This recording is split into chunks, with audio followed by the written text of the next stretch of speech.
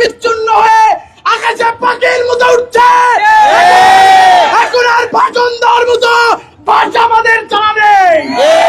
সম্মানিত উপস্থিতি, পৃথিবীর যে কোনো প্রান্তে মুসলমানরা যখন আক্রান্ত হয়, তার যিনি ভাই হিসেবে আমাদের হৃদয়ে চরমভাবে আমাদের রক্তক্ষরণ হয়।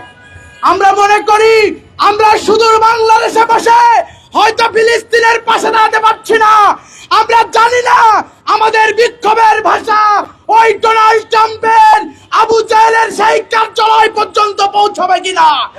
কিন্তু আমরা বলতে চাই, সারা পৃথিবীতে যে চেতনাবাদী জিহাদি আজকের তরুণ সমাজের উদ্বেগ এবং তৈরি হচ্ছে, আগামী দিনের পৃথিবী হবে মুসলমান তরুণদের পৃথিবী।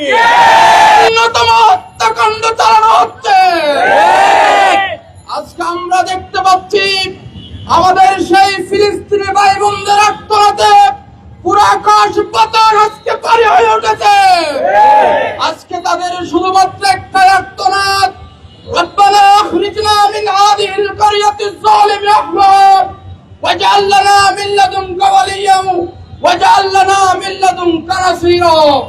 তারা আজকে মহান রবের কাছে প্রার্থনা করছে, হে আমার রব, এই অত্যাচারী জনপদ থেকে আমাদেরকে বের করে নাও। এই আয়াতগুলো তো তোমাদের সামনে আছে, কেন তোমরা আজকে ভয় পাচ্ছ? আমরা বলতে চাই, আমরা সালাউদ্দিন আইয়ুবের উত্তরসূরি, আমরা খালেদ বিন আইয়ুবের উত্তরসূরি, আমরা আর্তুগাল গাজীর উত্তরসূরি। আমরা কারো কাছে মাথা নত করতে পারি না, আমরা তলোয়ারের নিচে মাথা দিতে জানি, আমরা আপোষ করতে জানি না, আমরা ফাঁসির দড়িতে চলতে জানি।